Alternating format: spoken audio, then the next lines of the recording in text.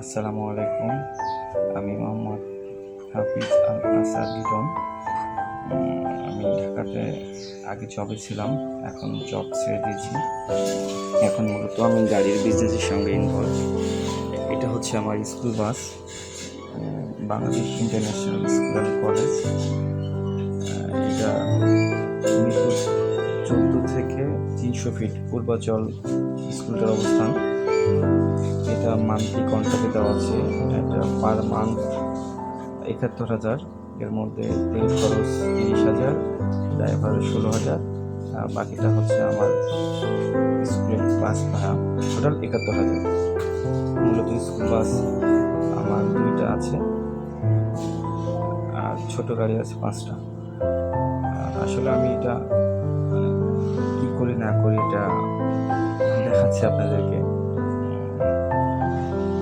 এটা আমি রিকন্ডিশন নিয়েছিলাম। এটা হচ্ছে স্কুল বাস 108 নম্বর। এটার মধ্যে 45 জন স্টুডেন্ট বসতে পারে এখানে। এটা বাইরের লোকটা দেখালাম, এখন ভিতরের যে অবস্থা সেটা আপনাদের দেখাচ্ছি। এটা হচ্ছে ভিতরের অবস্থা। এটা এখানকার ড্রাইভার চালক করে। আসলে এটা শখ করে আপনাদের সঙ্গে শেয়ার করলাম।